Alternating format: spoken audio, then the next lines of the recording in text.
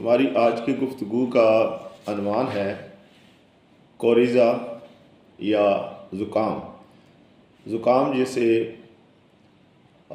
नज़ला या एलर्जिक रेफाइनस भी कहा जाता है, नाक के अंदरूनी झिल्लियों की सोजिश है जिसके नतीजे में नाक बहना, छींके आना और नाक बंद होना शामिल है।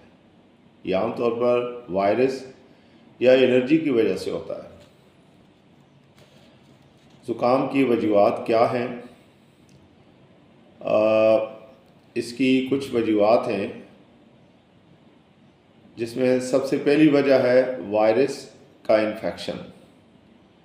एक वायरस है जिसको राइनो वायरस कहते हैं, ये इसकी वजह से होता है। इसके अलावा एलर्जी, अगर किसी को एलर्जी हो, धूल, पोलन, जानवरों के बाल या मौसमी एलर्जी मौसमी तब्दीलियों की वजह से होती है, तो इन सारी वजूहात से भी उस शख्स को नज़ला या ज़ुकाम हो सकता है।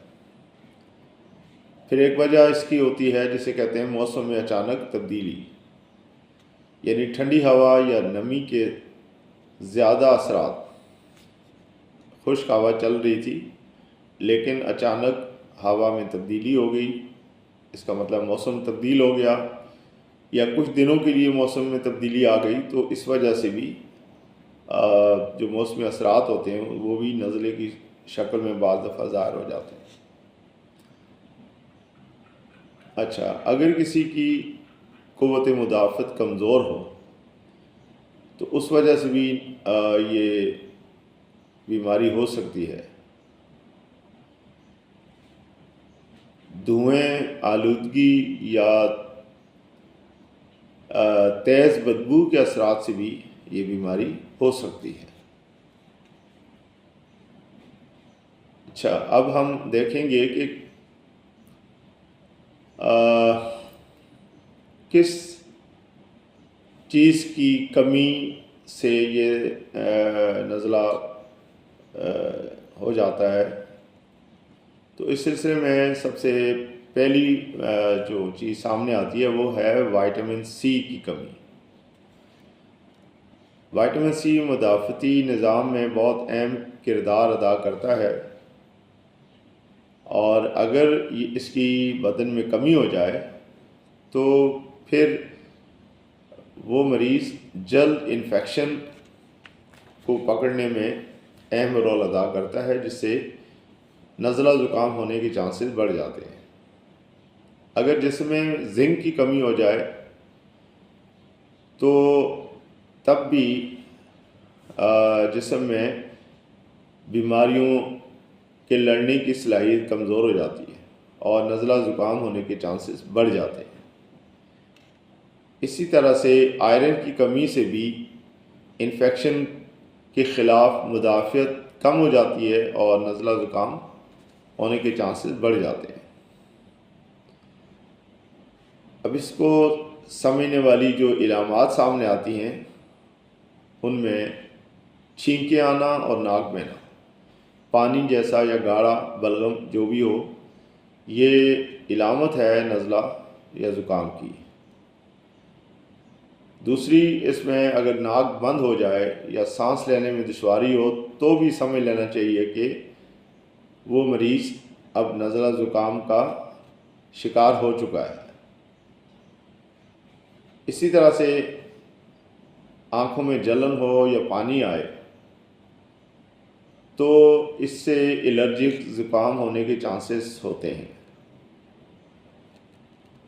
अगर कभी मरीज़ को हल्का सा बुखार हो जाए, ये वायरस की वजह से होता है, सर में दर्द होना शुरू हो जाता है, तो भी नज़ला ज़ुकाम की अलामात सामने आती हैं।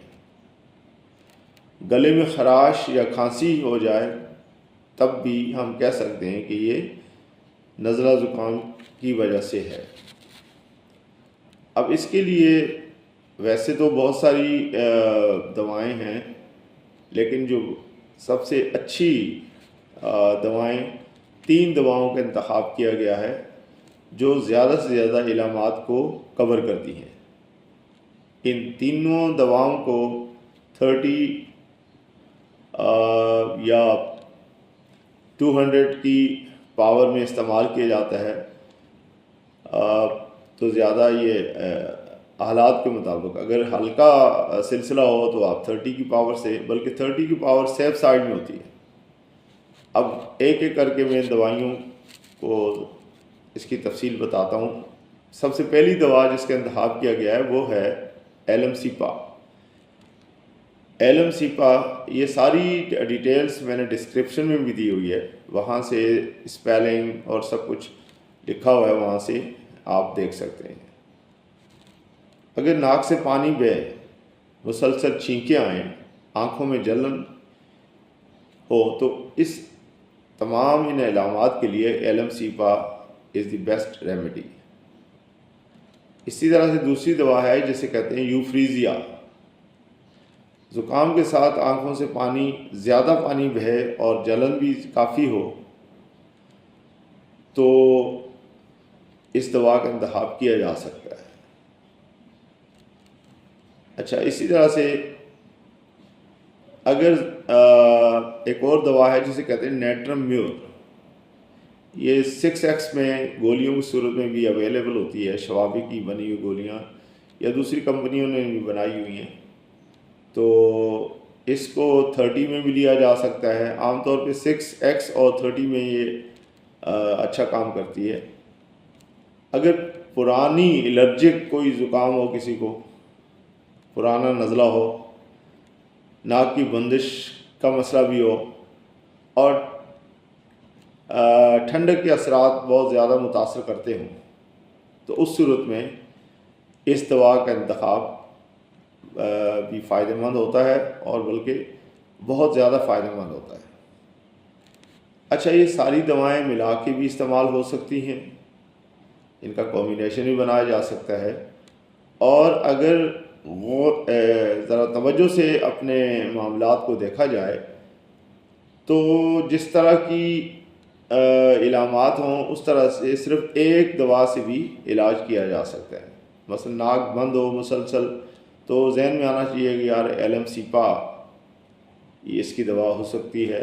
और अगर पानी बहे आँखों से और जलन भी हो तो उसके बाद वही दोनों यूफ्रीजिया और नेट्रम्योर दवाएं हो सकती हैं। लेकिन नेट्रम्योर में ख़ास करके अगर ये एलर्जिक नज़ला हो तो उसके लिए बेहतरीन काम करेगी।